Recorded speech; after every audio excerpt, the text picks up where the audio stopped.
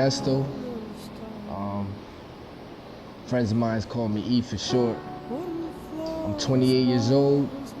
I was born and raised in New Haven, Connecticut. Now living out here in Southwest Florida for a new life, for a new start, fresh start. My early childhood, things I wish I could forget, but you know, like I said, I was born and raised in New Haven, Connecticut, in an atmosphere that was, as we call it, ghetto. You know, it's a childhood that a lot of individuals are dealing with today. I grew up with my moms for a little bit, living in an attic apartment. It was rough.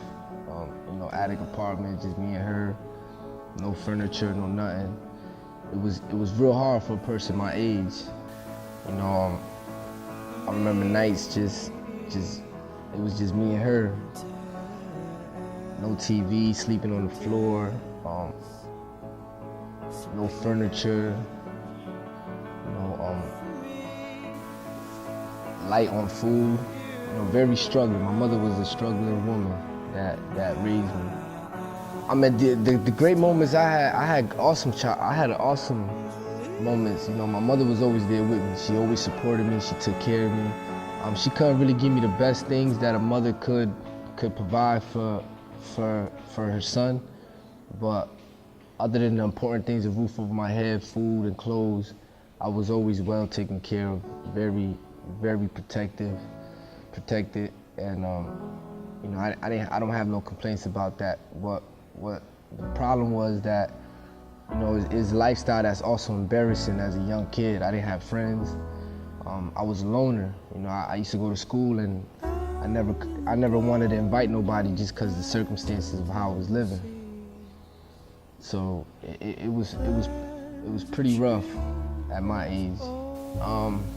What it was is I was surrounded by it. You know, my environment was just full of drugs and crime.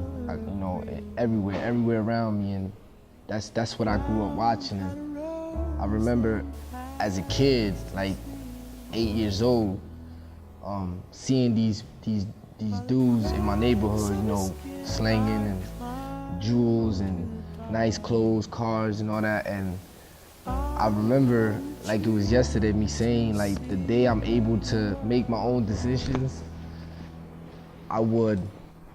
that's what I was gonna do. I was gonna follow in those footsteps, because the last thing I wanted to do was continue on living this lifestyle that I was already feeling. It was hard. I see my mom struggle, and that was something that I didn't want to go through in my life. So at a very young age, I already had it embedded in my head that the minute I have the opportunity to hit them streets, I'm gonna hit it. And sure enough, at the age of 11, I was in them streets. I was selling weed, I was already smoking, I was already drinking, I was already, you know, I thought I was a man when I was still a little kid, but just the stuff that I was seeing, I was just following everybody I was around.